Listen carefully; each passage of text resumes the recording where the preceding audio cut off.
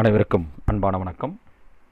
மாணவ செல்வங்களை நாம் இயல் ஆறில் சிறுகை அளாவிய கூழ் என்ற தலைப்பில் கலை, அழகியல், புதுமைகள் பற்றிய பாடப்பகுதியை பார்த்து வருகிறோம். அதில் கலை, இதில் விரிவான பகுதியில் பாலச்சந்திரன் சுள்ளிக்காடு அவர்கள் எழுதிய நடிகர் திலகம் என்ற பகுதியை நாம் பார்த்து வருகிறோம்.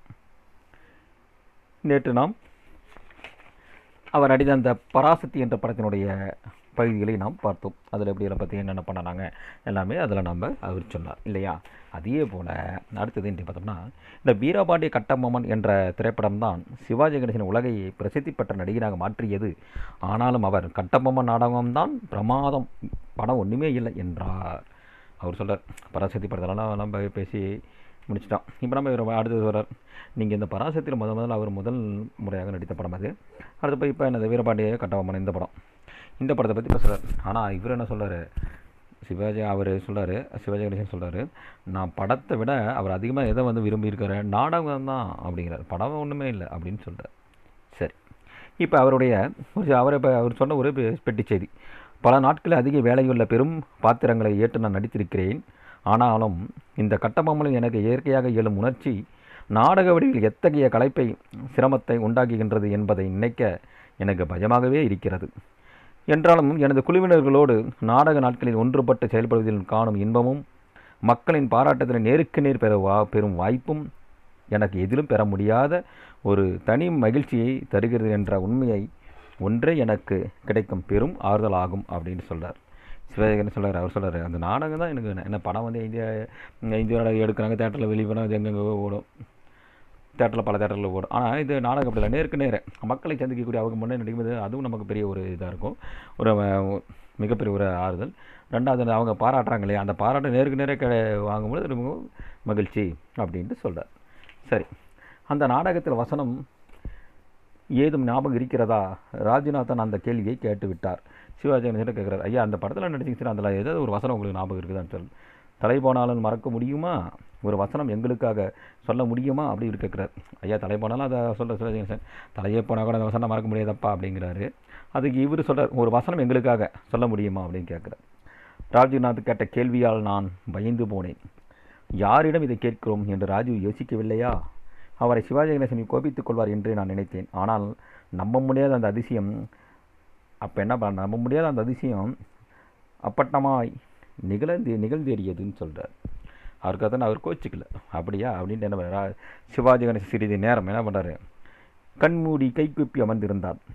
பிறகு மெதுவாக குனிந்து இடது கையால் வேட்டியின் தலைப்பையை பிடித்து மெதுவாக நிமிர்ந்து சட்டென விஸ்ரூபம் எடுத்து போல திரும்பி நின்றார். அப்படியே திரும்பி நிற்கிறார்.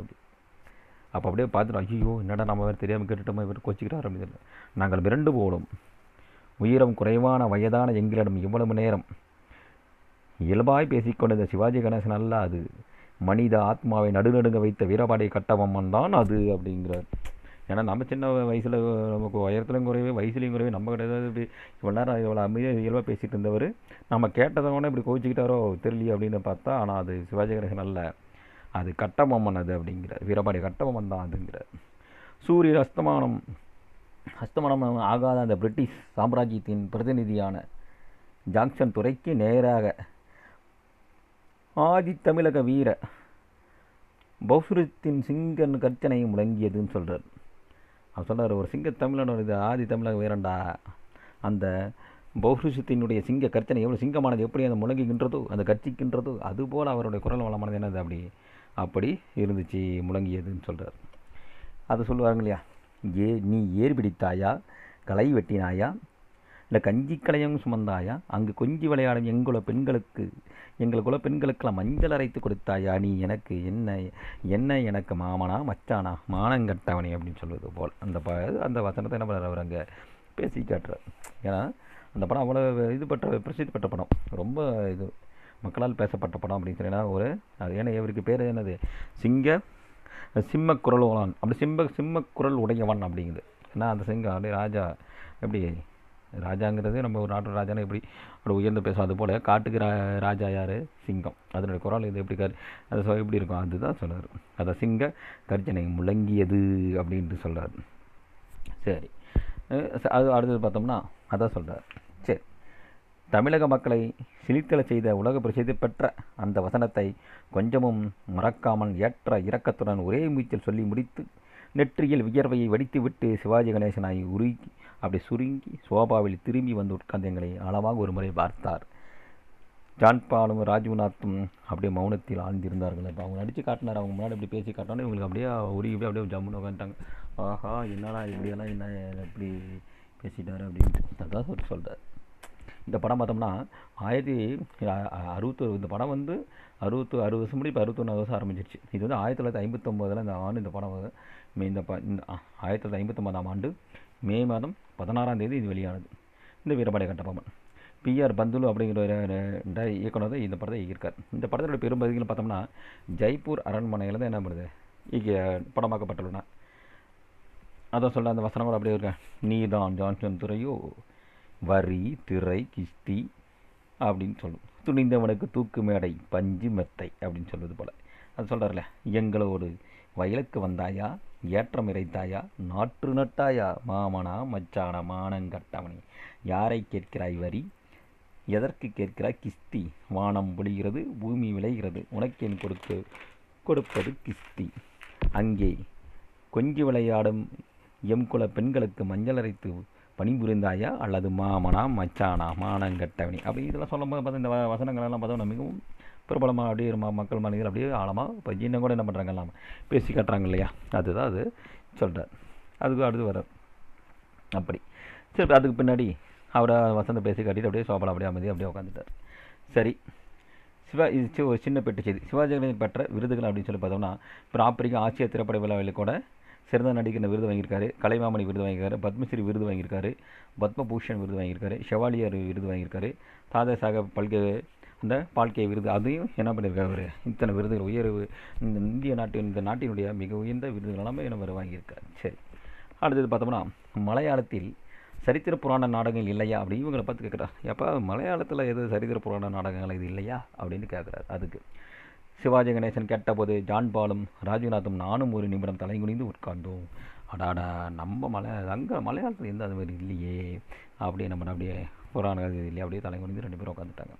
உடனே ராமாயணத்தை அடிப்படையாக கொண்டு CN ஸ்ரீகண்டன், ஷாகேதம், கஞ்சனை சீதா, அப்புறம் லங்காலட்சுமி என்று 3 நாடகங்கள் எழுதியிருக்கிறார் அப்படின்னு சொல்கிறார். மானத்தை காப்பாற்றிக்கொள்ள ராஜ்நாத் சொன்னார், ஐயா நம்ம பாலம் வந்து லங்காலட்சுமியில் ராவணின் வசனம் முழுவதும் அப்படி என்ன பண்ணுவான் பார்க்காமே சொல்லுவான் அப்படிங்கிறார். என்னை பார்த்து ஜான்பால் சொன்னார், என்னடா அது நம்மளை உடனே இவருக்கு அப்படியே என்னடா அது நம்மளை மாட்டிவிட்டான் அப்படின்ட்டு. சரி, ராவணின் 2 வசனத்தை எடுத்து விடுடா பாலா, சிவாஜி சார் கேட்கட்டுன்னு சொல்ல. உடனே சொல்கிறது, பாலா ராவணோட 2 வசனத்தை என்ன பண்ணுற நீ எடுத்து விடு, சிவாஜி சார் என்ன பண்ணிட்டோம் ஐயா நம்ம கேட்கட்டும் அப்படின்னு சொல்கிறார். ராஜ்நாத் ஆவேசத்தோடு சொன்னார். உடனே நான் பதறி போனேன். சிவாஜி கணேசனை வீட்டிற்கே போய் அவரிடமே நாடக வசனம் சொல்வதா, என்னடா அது அவர் எவ்வளோ பெரிய நடிகர், எவ்வளோ வசனத்தை பேசியிருப்பார், அது வேற. இப்போ அவர் வீட்டுக்கு வந்து நாம் போய் அவர் முன்னாடி பேசினா எப்படி அப்படின்னு இவருக்கு ஒரு பயம் வந்துடுச்சு. சரி, அப்படி இவர் என்ன பண்ணார், பதறி போயிட்டார். சும்மா எடுத்து விடடா இங்கே என்ன பார்க்குற அப்படிங்கிற ராஜ்நாத் மறுபடியும் என்னை தூண்டினார். நான் பதுங்கி அமர்ந்து பார்த்தேன். இது என்ன ஒன்றே அவர் சொல்கிறார், சொல்லப்பா இங்கே நாம் நண்பர்கள் மட்டும்தானே இருக்கோம், எதுக்கு வெக்கப்படுற அப்படின்னு சிவாஜி சார் சொல்கிறார். சிவாஜி கணேசன் என்ன பண்ணி இவருங்களா உற்சாகப்படுத்துகிறார். உடனே இவர் சொல்லி என்னடா அது ரொம்ப போச்சு அப்படின்னு. சரி வாத்சல்யத்தையோடு என்ன பண்ணார் இவர், அதில் எனக்கு தைரியம் வந்தது. இவரோட வாழ்த்துனோன்னா இவர் சொன்ன உடனே என்ன பண்ணுறேன் இவருக்கு ஒரு நம்பிக்கை. சரி நம்ம எப்படி பேசிடுவோம், ஏன்னா நம்ம திடீர்னு ஒரு படினா நம்மளே தடுமாறுவோம். அப்போ அவர் அத்தனை பேர் முன்னாடி திடீர்னு அவர் மிகப்பெரிய ஒரு மகா நடிகன், அவர் முன்னாடி அவருடைய இதை பேசி அவர் முன்னாடி நம்ம எப்படி நம்ம ஈக்குவலாக பேசி காட்டுறது அப்படிங்கிறது இவருக்கு ஒரு வேற ஒன்றும் இல்லை. சரி, எழுந்து நடிப்பு சக்கரவர்த்தி சிவாஜி கணேசனின் காலை தொட்டு வணங்கினேன். அவர் என் தலையில் கை வைத்து வாழ்த்தினார். பரவாயில்ல, இவர் பண்ண வாழ்த்துறார். அவருக்காக காலை தொட்டு போய் கொண்டுட்டு சரிப்பா நீ பேசு அப்படின்னு சொல்வது போல் என்ன பண்ணார் அவர் பேசுகிறார். திருவிளையாடலில் ருத்ரதாண்டவமாடிய சிவாஜி கணேசனை இதயத்தில் தியானித்து சிவபக்தனான ராவணின் ஆக்ரோஷமான உத்தரவுகளை கீழ்ஸ்தாயில் நான் ஆரம்பித்தேன் அப்படிங்கிறார். மெல்ல மெல்ல ராவணன் என்னை ஆகர்ஷித்து ஆவேசப்படுத்தினான் அப்படிங்கிறார் சொல்கிறார். திருவிளையாடலை ருத்ரதாண்ட சிவாஜி நாடு அதில் ஞாபகம் வச்சுக்கிட்டார். முன்னாடி கொண்டு நினச்சி பார்க்குறாரு. ஓ அதே ஒரு மன தைரியத்துக்காக நம்ம அப்படி அவர் என்ன பண்ணார் அப்படி அதான் கொஞ்சம் நான் மனத்துக்குள்ளே வச்சுக்கிட்டார். அப்புறம் என்ன பண்ணார் அப்படின்னு சொல்லி பார்த்தோம்னா, சிவபக்தனா ராவணன் அவன் எப்படியெல்லாம் இருப்பான் அந்த உத்தரவு போடுறது இதெல்லாம் அதையும் அப்படியே ஞாபகம் வச்சுக்கிட்டார். இதெல்லாம் ரெண்டுமே அப்படியே அப்படியே மனசுக்குள்ளே அப்படியே ஒரு ஆக்ரோஷத்தை கூட ஒரு ஆவேசப்படுத்திக்கிட்டான் இவனு.